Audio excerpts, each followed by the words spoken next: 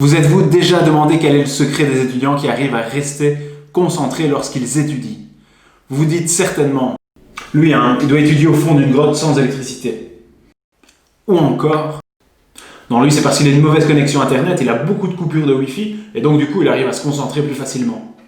Eh bien non, nous vivons au XXIe siècle et aujourd'hui pratiquement tous les étudiants ont ceci dans leur poche. Non, ceci dans leur poche. Un smartphone. Eh bien oui, il faut vivre avec son temps et je ne suis pas de l'avis de ceux qui pensent qu'il faut retirer totalement le smartphone chez les jeunes. Mais est-il possible de pouvoir rester concentré lorsqu'on étudie, lorsqu'on est dans ses cours, alors que notre seule envie du moment est de pouvoir consulter son smartphone et regarder si on n'a pas reçu une notification? La réponse est...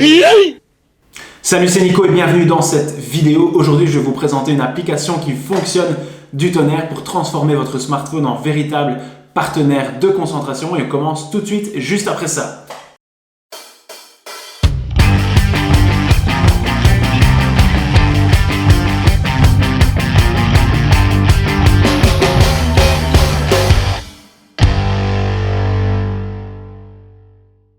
On entend souvent dire que ce sont les technologies qui posent des problèmes de concentration à l'heure actuelle et que le smartphone, par exemple, est responsable de nos problèmes de déconcentration.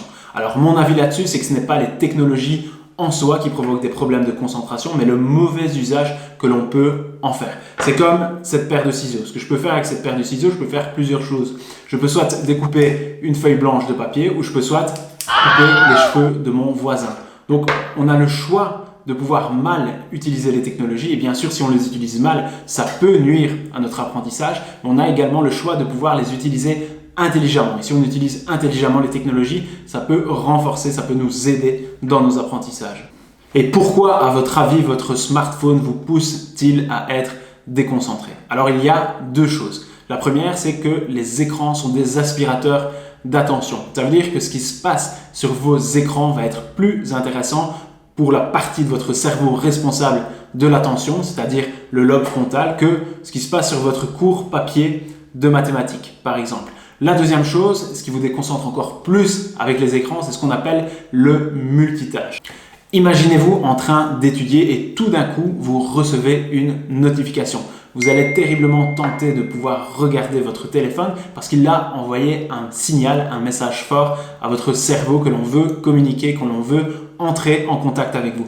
Et tout comme dans l'expérience de Pavlov où on a le chien qui salive lorsqu'il entend la clochette avant de manger, ici votre cerveau va vouloir que vous consultiez votre smartphone. Il sera du coup très difficile de pouvoir y résister, même bien sûr si c'est possible avec un peu de travail et d'entraînement, mais il serait beaucoup plus simple de ne pas avoir entendu ce signal, c'est-à-dire cette notification.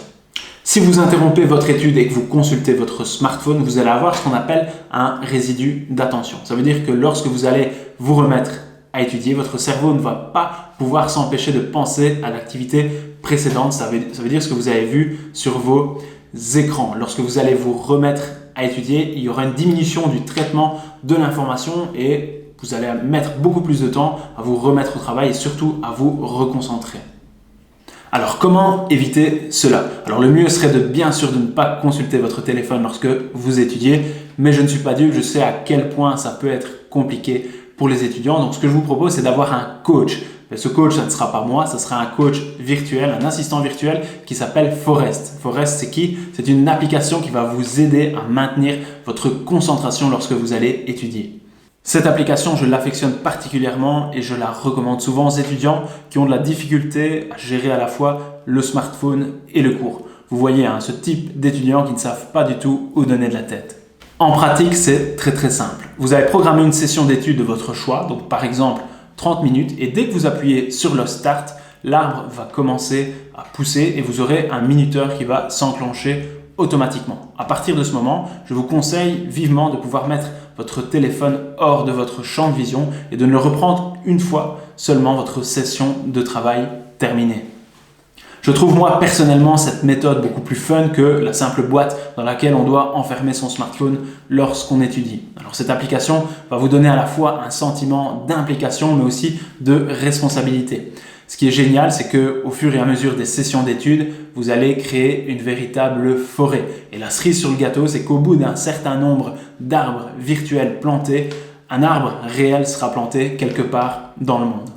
Vous l'aurez compris, je vous conseille donc de pouvoir télécharger rapidement cette application, de l'installer sur votre smartphone, mais surtout de pouvoir l'utiliser pour commencer à voir les impacts, les résultats positifs pour vous, pour votre concentration, mais également pour la planète. Si vous souhaitez en savoir plus sur le sujet de la concentration, je vous invite tout simplement à télécharger ma formation gratuite 120 minutes pour pouvoir améliorer ta méthode de travail. Je serai également ravi de pouvoir avoir votre retour d'expérience, donc n'hésitez pas à me mettre dans les commentaires si vous connaissez cette application et si vous l'utilisez. Je serai ravi de pouvoir vous lire et vous répondre. Je vous souhaite une très belle journée et à la prochaine.